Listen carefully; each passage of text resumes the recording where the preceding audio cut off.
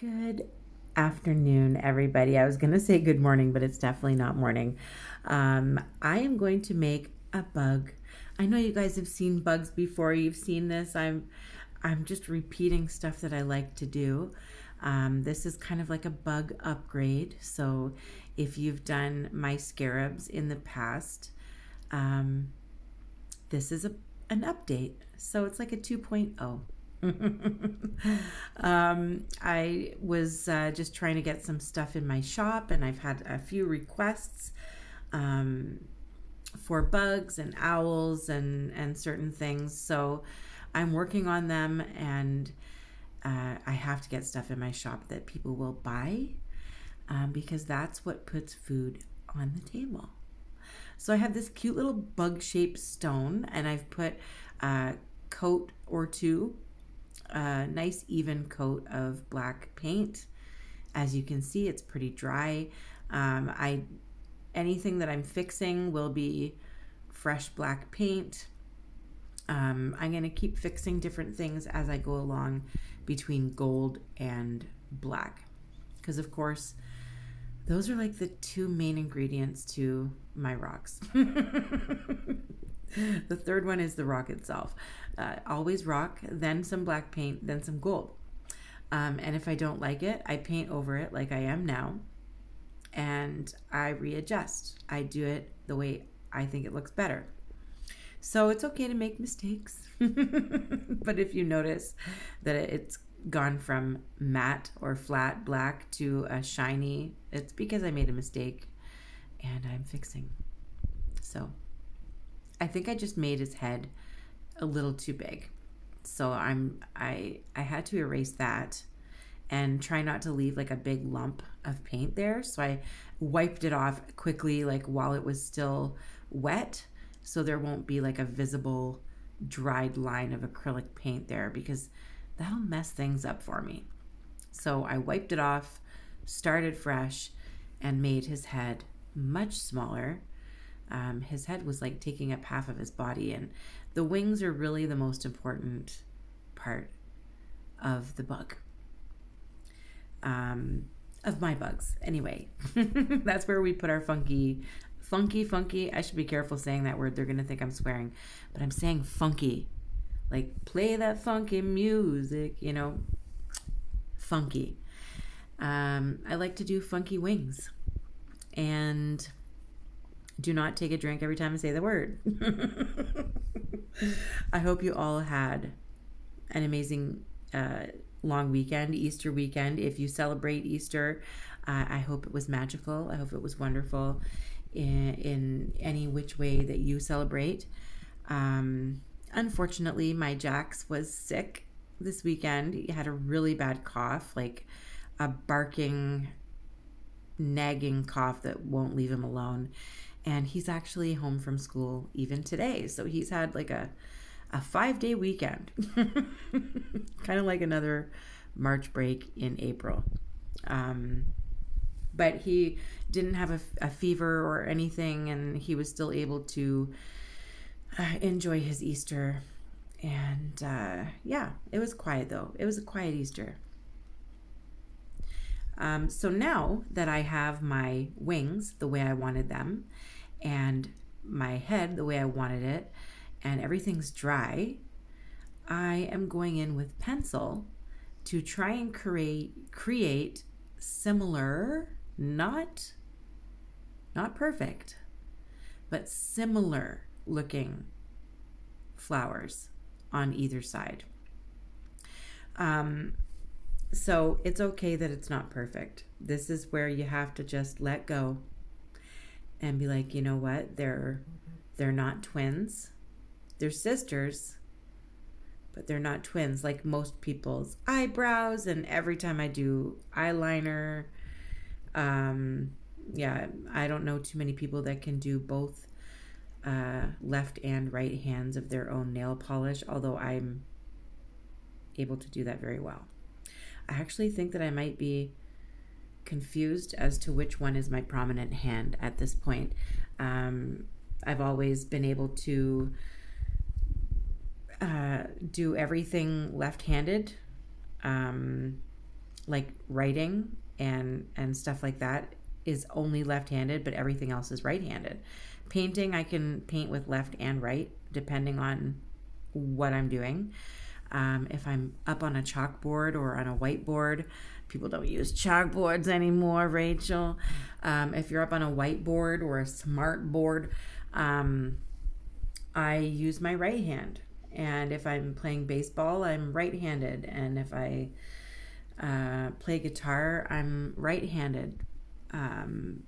My mom tried to teach me to knit left-handed because she's left-handed and I write with my left hand, so she thought I was left-handed. So like everything's kind of really ambidextrous.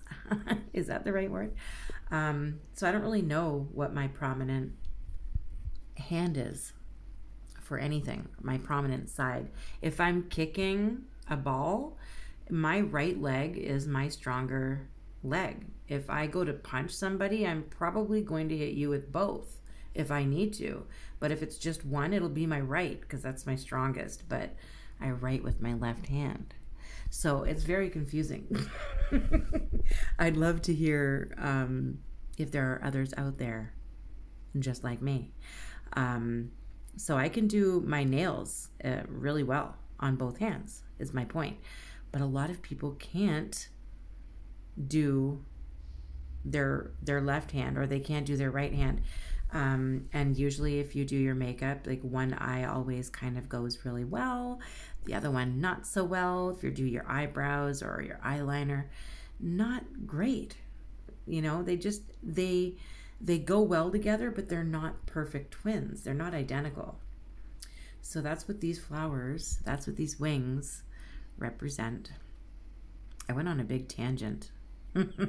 I've missed you. I've missed everyone.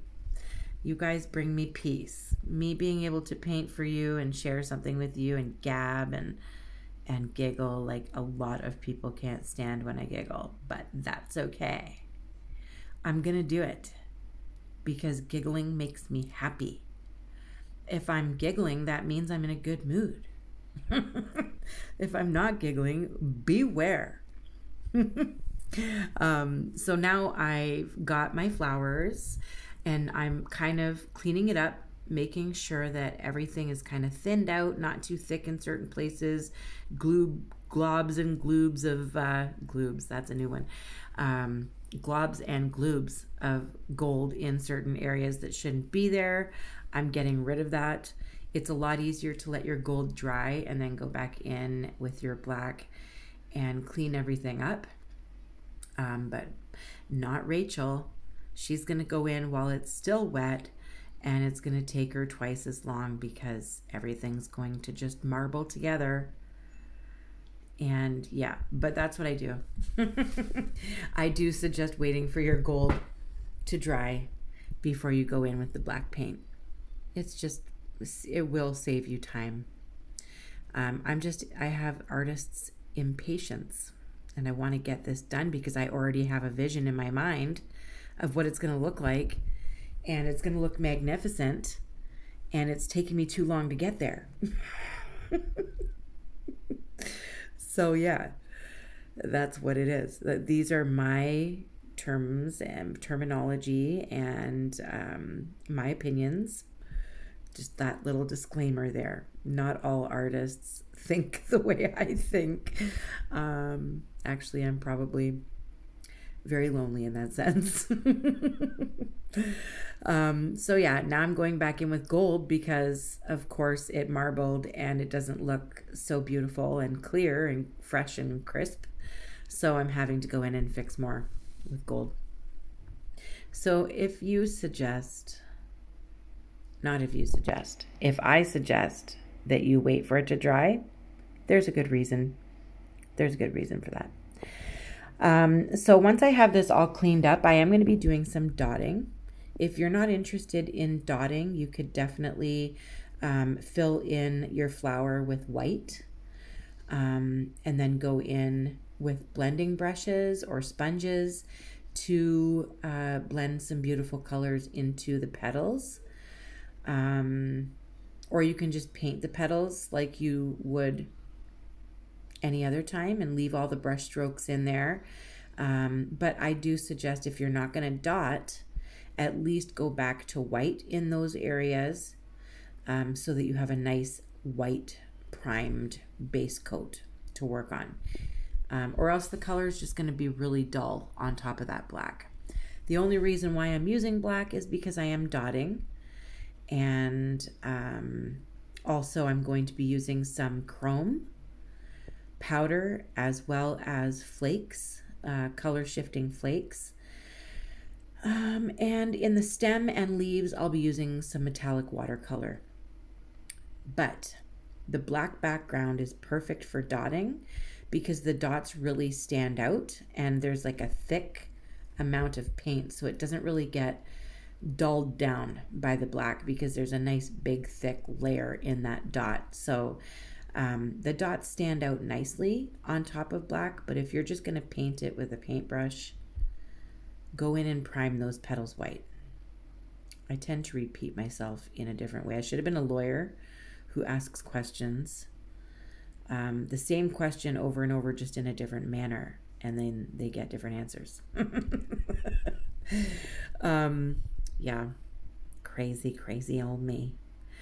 I probably had a lot more chocolate than what I should have this past weekend. I had strawberry rhubarb pie as well,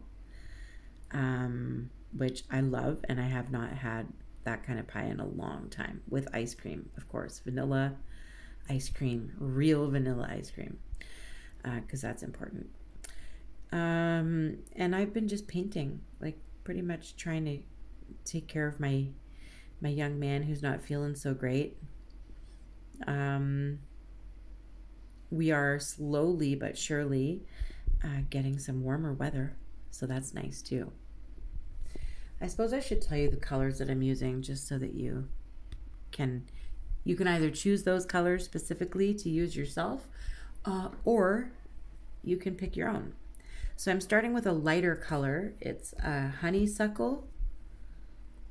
You can also use pink melon, which is very similar, which I think I showed you at the very beginning. Then I'm using magenta, so I'm just kind of mingling in each of the colors so they kind of transition a little bit smoother, so it's not like a block of this color, then a block of this color, and a block of that color. I kind of overlap some of the dots so that they mingle in together. And yeah, once again, I don't have the proper terminology for you. Hope that I'm still able to teach you something today. I'm finishing off every petal with berry wine, so it's my darkest red that I have here. And once again, I do the same thing, mix in together a couple of the magenta and berry wine in a layer there, just kind of mingle them in together, and they flow nicely, actually. And this light sitting on this rock does not enhance the colors very well. I'm hoping that you can see them through the video a lot better, but the light just kind of takes away from how bright the colors are on this stone. So at some point, I'm hoping to turn the light off and actually show you the true vibrancy of all of this under natural light, because that's important, because you're kind of, you know, you're being hidden from the truth. So I've done the same thing with both sides. I didn't make you watch the whole thing. You can slow it down, you can pause it. I'm going quickly because nobody wants to sit here for 5 hours and watch me do this. So I did the same thing on both sides. I started with that light color, pink melon or honeysuckle. It's just a light pink, kind of a bit corally maybe, and then magenta, and then berry wine. You can choose whatever colors you want. I'm going to let that dry, and while I do that, I'm going to use some sparkly color shifting metallic watercolors from Iuilewatercolours, and it's the Vivid set. And I'm just using light green and a darker green in the petals here, and I try not to use too much water. Not only does that give you more pigment, more color, but it doesn't run down the rock, right? So use a small amount of water and a paintbrush. And if you're using the watercolor paintbrushes that you can fill up with water, I don't fill mine up. I dip it in a little bit of water and then into my paint because I do not want the colors running all over the place because they have a mind of their own. But you can just see the pigment, the colors, the glitter just kind of settling down. You'll see it dancing around until it's dry. But I'm not using too much water. It's very important when you're trying to get into those little areas, and especially when you're working on a slanted surface like a stone, or it's bumpy, or there's little crevices for all your watercolor to go into. You got to be careful that you don't have too much water. So that's what I'm doing for the stem and the leaves. I'm using 2 different shades of green on either side of the leaf. Very simple. There's no worry about having, artistic ability to do this. It's very, very simple. And we're going to have something spectacular when we're done. So nice that it's like those Lay's chips, I think they're called. Lay's I might be getting 2 different ones mixed up here. But I think their slogan is like, you can't just have one. I'm pretty sure it's Lay's. Might be Ruffles. But yeah, you can't just do one of these. They're so beautiful. You can't just do one. So hint, hint. I didn't just do one. So I'm going to show you some later on.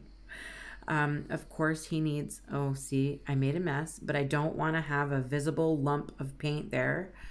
So I wiped it off with my finger. Not recommended, but do what you got to do. Wiped it off with my finger and repainted it black so that I could start fresh. And now I'm doing some eyeballs. This bug's going to have big holographic eyeballs. I'm sorry about my camera jiggles and it goes kind of like wobbly a few times throughout the video, and I'm going to let you in on a little secret if you've never heard this before. I know I've told you guys, but I can't tell you how long ago. I bump my head regularly off of the camera. Regularly. And now I'm to the point where I just laugh. I don't even stop what I'm doing. I just smack my head off it. My body jolts back like out of surprise because I just hit my head off something, but it doesn't hurt. I don't have a mark. I don't have a bruise, but it's just the action of me hitting my head off of something that my body reacts. So I jump and then I just go back to painting, and a few minutes later I'll whack my head off my camera again. And I just keep painting. So if you see it get jiggly for any reason at all, that's what happened. Just know I am smacking my head off of this camera for you. Sometimes for hours at a time. So yeah, just a little funny inside story about my life. So I am happy with the eyeballs. I did dot around. I cleaned it up after, made sure that everything looks the way I want it to look. I got my fingers all over this part, so I have to redo that part. You can see I've dotted down this back of the bug, just walking dots. You start in the center with a bigger dot and walk up either side.